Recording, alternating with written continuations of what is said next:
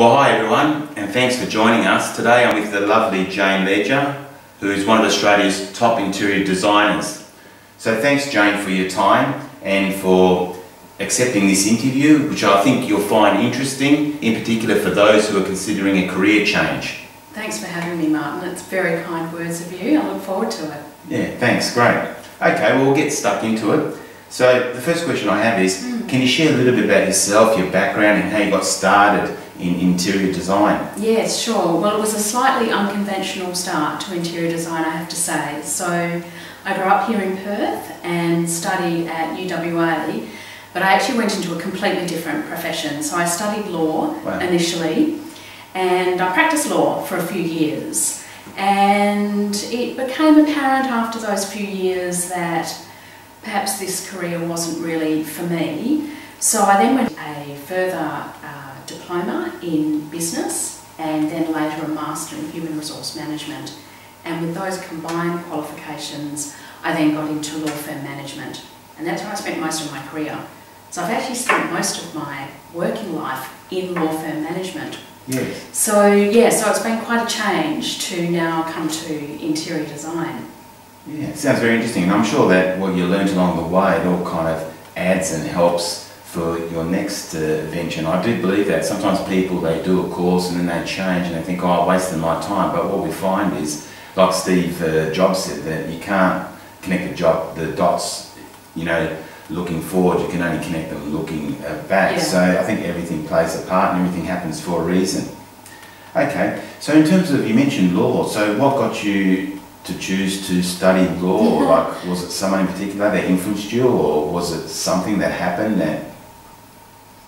I ask myself that question a lot. Why on earth did I study law? I think it was a combination of just circumstance and my upbringing. So I suppose I was reasonably academic at school, and so with a combination of teachers, parents and myself as well, so I do take responsibility for my own decisions.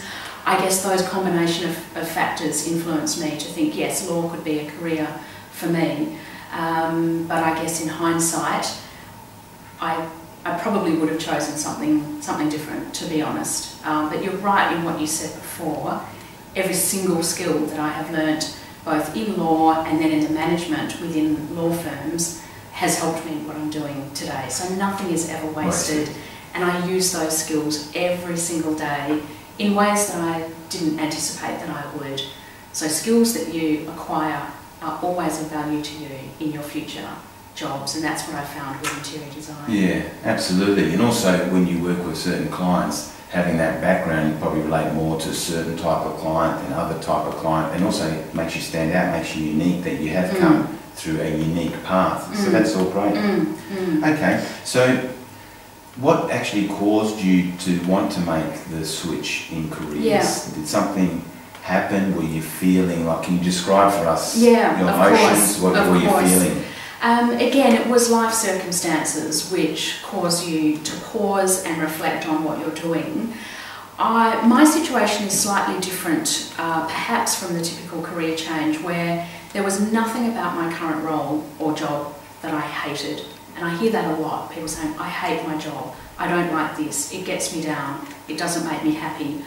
I didn't have those experiences. I really loved what I did, absolutely loved it. I love being in the law firm environment. I got to engage with a whole group of very talented people. I felt very lucky for the types of people that I came in contact with and what they taught me. So I was actually quite happy where I was, but perhaps that in itself was the catalyst. I was just happy where I was, and I thought this almost became a little bit like an experiment for me, Martin, because I had been in one quite particular type of role for a long time, and it was more me wondering, what else could I do? Because I am a big believer that you can be more than one thing in life. Yes. We seem to think that we have to be on this journey, there's a beginning, there's an end, and departures from that journey are not good, or they're things that we shouldn't pursue. When in fact, I think as humans we are born with an abundance of skills, and who knows where those skills can take us, and that's what I wanted to know. What else could my brain actually do and be good at and enjoy? So to be honest, it was a bit of an experiment that I wanted to test myself and say, well, you've been in this fairly structured, let's face it, very corporate kind of environment. What would happen if I turned that on its head and pursued an entirely creative career? So that's really how it started. So it sounds like, correct me if I'm wrong, but it sounds like a bit of curiosity. Very much. And you just want to explore, like, what am I capable of? That's it. Did you feel like doing the law thing, you might not have been growing as much? I think having been in a profession like that for a long period of time, I had done a number of different roles. Yeah. So I didn't stay in the same role the whole time. Yeah. I started out as a lawyer, then I went into marketing, human resources, strategy, governance. So the roles that I held covered a lot of areas. But yes, I think that's true, that I got to the point and thought, well, what else is there? And it was that sense of curiosity and wanting to push my own boundaries. Now that came with time and experience. As a young person, I may not have done that necessarily. But with age and experience, I thought, what's to lose? Let's try it and see what happens. Yeah, true. Did you feel like something inside, like there was something out of alignment or missing, or, I mean, some people, they feel a little bit unfulfilled, not waking up excited about their life. Yeah. Everything's too predictable. I don't know if you had any of those emotions. It's probably different for different people. I think those emotions are all valid, and that's certainly what people making a career change experience. I was putting myself on a challenge for myself, and I realised that might be slightly different to how others are experiencing it, but it was this real interest in knowing what can my brain do and what different kind of value can I bring to the world. So I was delivering value in the roles that I was doing. I wanted to see what other kinds of value I could offer. And how did I decide that I wanted to do this? It was a quite, what's the word? It was a journey that I put myself on where I wanted to re-explore and re-evaluate my values and what I stood for as a person and what I wanted to offer the world. And I did that through a lot of reading, journaling. Yeah. I asked myself some really hard questions, but I said to myself, don't be afraid of what comes out. Just let it come out. No one's watching, no one's looking. I don't have to share this with anybody. So it's just me, myself and I. I think people are afraid of that. They think, what will other people think? Yeah, oh, if I wrote that down, that would sound silly. That's a ridiculous idea. No ideas are ridiculous, ever. And you don't have to share them with anybody, although it's always good when you do. So I went on a journey that was very much that. And I have a few sort of books and folders in my cupboards here where I wrote down a lot. But that's just what it was for me. Yeah. And I hasten to add that I'm a writer. I love writing, I love expressing. Other people have different ways of doing it. It might be through talking to others, or it might be through really not writing anything down at all. That's just how it was for me. So it was through that process that I reevaluated what I wanted to do. And when I looked back on that, I saw patterns emerging. Yeah. And it was very much values-based. What did I want to feel when I did work every day? What did I want to make other people feel when I work every day? What did I want my work environment to look like, feel like, colours, sounds? Like I got quite specific with how I wanted it to look. And then I thought, well, why don't we amplify this? What would it look like if we recorded it? What if we put music to it? What would it sound like? And these were the sorts of things that I did, which all sounds a bit airy-fairy, but it was really helpful to me because, as I say, when I looked back on all of this work, I could see a common thread coming through, which was I didn't want to be in an office anymore. As much as I loved the office environment, I thought, no, I actually want to be outside more. So just a simple thing like, I want to be outside. That was quite powerful. Yeah. Or I want to be amongst beautiful things. So they're quite simple statements. I also asked myself questions like, which you would know all of these, Martin. What would you do if you didn't have to earn any money? Yeah. What would you do? Do what you love. Yeah. What would you do if you knew you were going to be successful at it, what would you do if you never had to worry about what other people thought?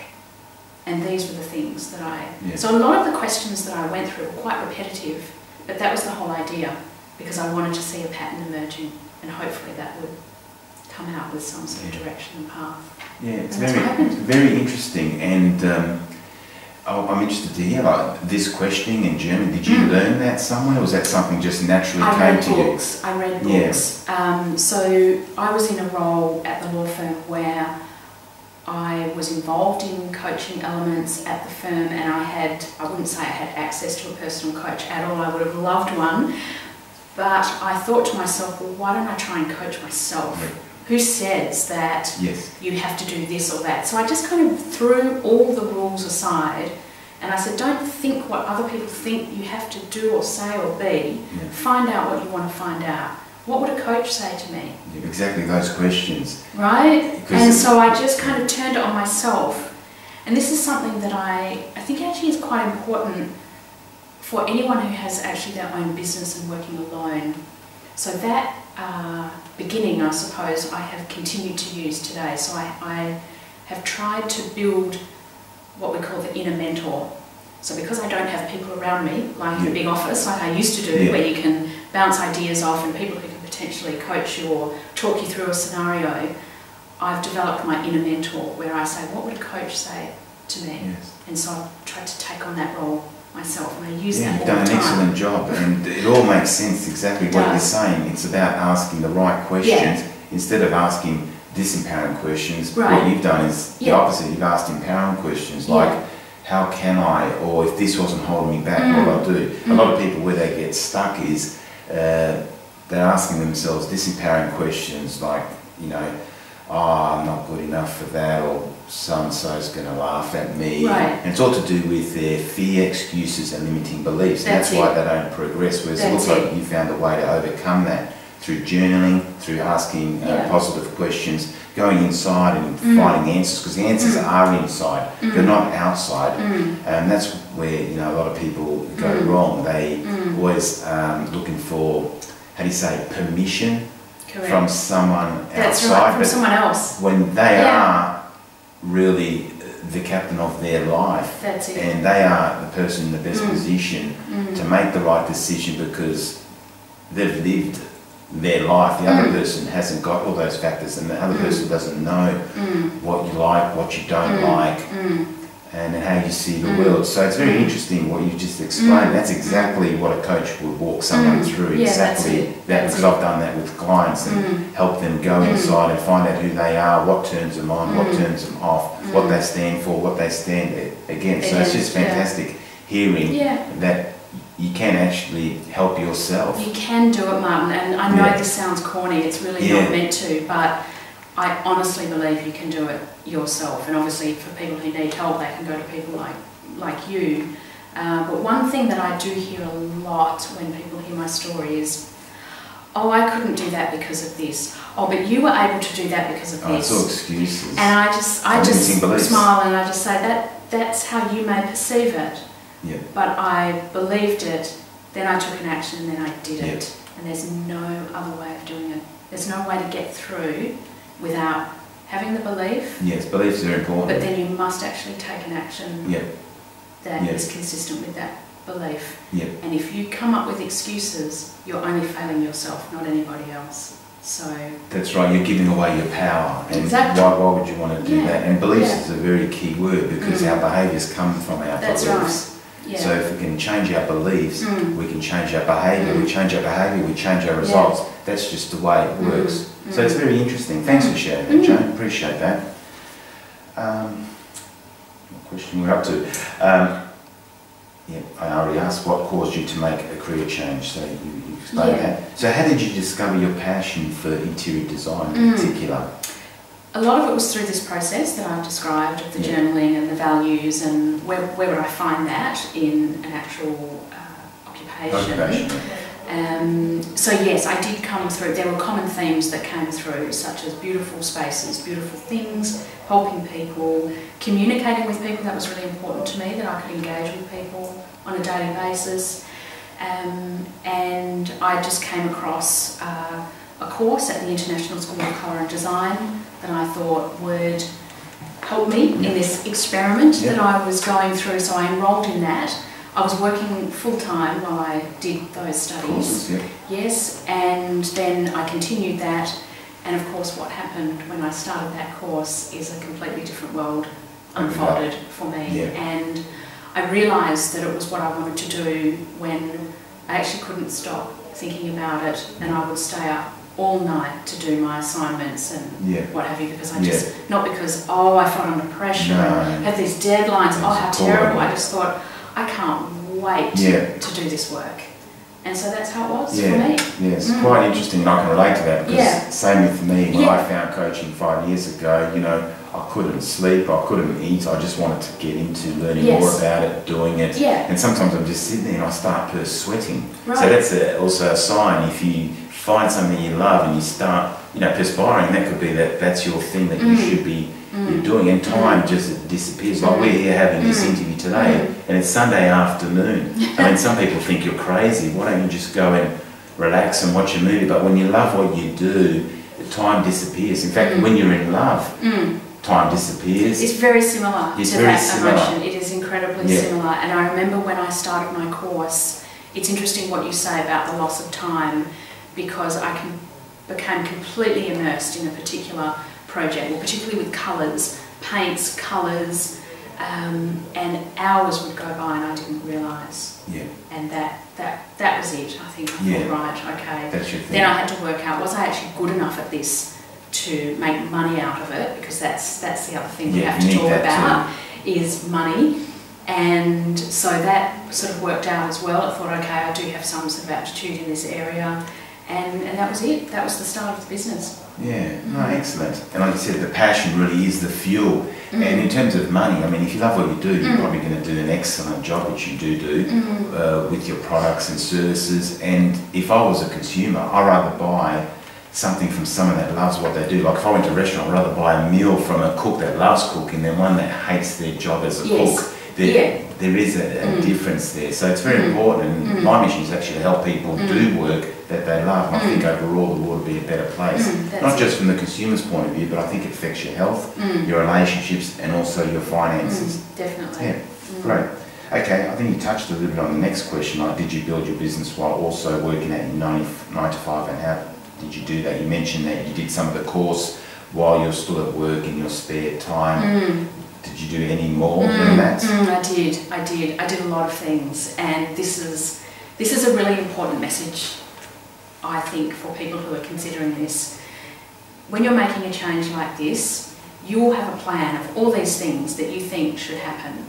You must take actions to do all of those things, but not everything's going to come off. But the wonderful thing about that is that other things that you didn't anticipate will come off. So you have to start doing something. So the things that I did was, for example, I did free gigs when I first started. So I worked for free because I thought, well, okay, I've got to get my name out there. I started a blog, again, playing to my strengths. I love writing. I really enjoy that process of writing. So I thought, what can I do that can take the skills that I have already while I'm building up this business? Okay, I'll write about it. My blog actually did attract some attention. Unfortunately, I don't pay it the attention it deserves now, but it served its purpose in getting some traction. So some magazines contacted me about my blog. Not in my wildest dreams did I think, why would a magazine contact me? Oh, because I've written a piece. Because you're adding value, you're becoming an attractive person, and people come to you, you don't have to go chasing people. I think the other thing, we've touched on this before, Martin, is this topic of curiosity. And it was a really important thing to me in building my business that I wanted to be completely open. I wanted to put aside all fixed ideas about that person wouldn't be interested in me. Why would I ring them? They're not going to want to hear from me. All completely ideas made up by me, not by that person. That person's not even thinking about you. They don't even know you. So I spent quite a bit of time. I do have the discipline aspect to me from my previous career. And so I set myself a goal that every week, 3 contacts. Ring 3 people. They don't have to be the direct, I'm going to ring the editor of Bell magazine. Nothing like that. Start really small. Start slow. Small steps lead to much bigger things. And I know people will think, oh, we hear that all the time, it's not true.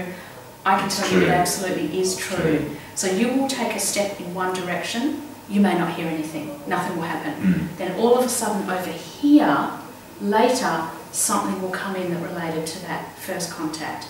So it won't be what you expect. Don't expect to have the complete answer to everything you do. So wait for unexpected things to happen. They're fantastic, they happen all the time. But you have to take the actions forward into that space and not be too worried about what might come back to you. Yeah, that's right. Not to have expectations, and like you said, taking action is important because life rewards action. If you don't take action, really nothing's going to happen. Also, you touched on goals. Well, setting goals is very important because then it gives you something to focus on. Also, in terms of goals, people may have heard me talk about this before, where there's two types of goals. There's outcome goals, which you don't have total control over, and then there's process goals, which you do have total control over. It's like if your outcome goal is to win the grand final, you haven't got total control because the other team might be better. But then there's process goals, like you wake up at 6 in the morning, you train 6 days a week, you eat healthy, you sleep well, you know, that you can control. And what you're saying is, if you focus on what you can control in terms of your goal setting, then whatever happens, but usually something good's going to come because you also got that underlying belief. I can sense that. It's just that might not happen tomorrow, it might happen a month down the track. And that's how success is. You just got to keep chipping away at it and eventually it will come. It's the same as building muscle. You don't build muscle overnight. That's right. You've got to keep chipping away at it. But if you love what you do, then that's not work, that's fun. That's right. Great, thanks. Okay, so while you're building the business, you obviously would have confronted a few challenges. Can you talk about a couple of those challenges and share how you've overcome those challenges? Okay.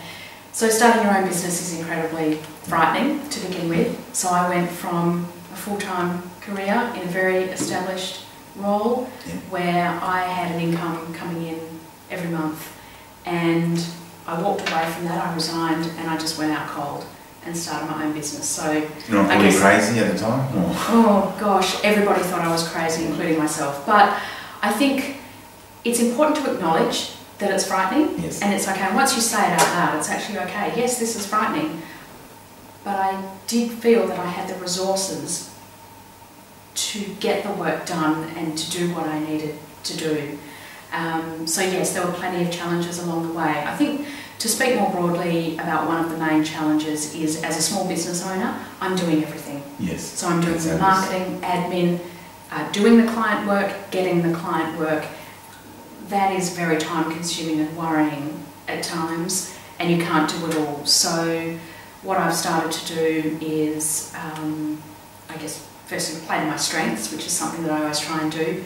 Outsource where I have weaknesses or gaps. Makes sense. And once you do that, you don't have to do everything. And so once you do that, everything else falls into place. So in the design industry, there are lots of things that I can outsource to others. I don't outsource much because I'm still that, you still enjoy that controlling owner that wants to do everything. Certainly the design work itself, I'm very keen on doing that. But there are elements of my business that I think someone else is better at that. Again, once you say it out loud and you acknowledge it and you approach somebody, oh, this is so great, why didn't I do this before? So I think that's well, that's a skill in itself, to be honest with yourself and say, someone else can do this better. And actually learning to let go and to trust. I know that's the challenge. But was there any other challenge that cropped up that you had to overcome? Certainly in the early days, I mean, these were challenges I set myself because I knew I had to do them. So for example, when I started, I had no money to invest in my business. I had nothing. So I had to do it myself. So one of them was building my own website. And in my mind I thought, this is completely crazy. I can't build a website. How on earth would I even know what to do? And I thought, yes, you do know what to do. There are resources everywhere to help us. So I just started Googling website, build website, what's a widget, what's this, what's that. And I spent days and days and weeks building my website. But I was driven to do it because I thought, you can do this. And once you have the skills to do that, you'll be able to manage the website yourself, make changes, right? That's how my blog got started as well. Yeah, and these days it is a bit easier compared to the old days. Old days you had to know HTML. These days they have got products, and like you said, things are figure-outable. You just got to be committed to do it. And obviously, when you start out, if you have money to hire people, unfortunately you have to. That's right. You're doing more yourself. Yeah, but that's not forever. Yeah, that's right. That's right. Yeah, bring somebody. There's always somebody that knows something you don't. True. There's people out there, and they love to help, I think, because it makes them feel happy to be able to help. Exactly. Yeah, that's right. Cool. Yeah. So how did you get your first client, if you don't mind sharing? Gosh, yeah. I look at that question and I think there is not one action that leads to one outcome. There are many, many seeds that I planted. Similar to what I said before, you don't know which one's going to crop up and grow and develop into something. So I planted lots of seeds. One thing that I spent a lot of time doing was being out in the industry. So if you're interested in a particular industry, you haven't made the jump yet, show up, be present, talk to people, be curious, ask lots of questions, always ask more than you talk. Listen more, And I learned a lot through that. And also people are very happy when they meet someone who just listens. Because we all want to talk. Look at the two of us. We both sort of have that extroverted type personality. We both want to talk. And so I did that a lot. Just kept talking to people, meeting people, coffee. So yes, and then also this became my friend. So when I started my business, Instagram was, I wouldn't say in its early stages, it was actually very well developed. But there was an increasing interest in it, and there was an increasing interest in it in the design world and getting beautiful images out. I actually didn't have any clients when I started my Instagram account. But what I did was I started pulling together, we probably can't see it over here, but I have all fabrics, palettes, finishes and colours that I do for clients, real clients now. Back then, I would make up palettes on my floor and take photos of them and put them on my Instagram account. And just slowly, I started getting some traction on that. I was growing an audience. It took a lot of time. Instagram now is very different to when it was back then. People buy followers and the like, and it's a changed environment, but it's still a necessary environment that we have to be in. So my first client came off Instagram. Oh, wow. And I couldn't believe I got this email that was actually quite long. Dear Jane, I've been following you on Instagram. I really love what you're doing. I'm building a house XYZ. Could you please come out and I'd love you to be my interior designer. I nearly fell over. So really? Yeah. Oh yeah, really, of course, because you put in all the work. Yeah, that's right. So eventually pays off somewhere along the line. I don't believe in flukes, and I actually don't believe in luck either, because I think you make everything that comes to you in a work sense. So that's how I got my first client. Yeah, well, a very interesting story. Instagram is a handy tool, and you've got quite a few followers now, I noticed. Have you got roughly, if you don't mind sharing? Oh, I think it's 18.5, something like that, People or? People are half-bodied. Yes. They're full-bodied, real people, which is the one thing that I'm sort of very conscious of, as I say, in this world of people buying likes, buying followers. That's right. These are all people. Real, and you want people to engage. So no, it's 18,500. Oh, wow, that's quite impressive. And I'm sure that will continue to grow as you keep doing what you're doing, because it's obviously working and paying off. And you touched on a good point. It's like the third law of motion, every action is a reaction. So something to keep in mind, sometimes you're working away, you're working hard for days, weeks, and there's nothing to show.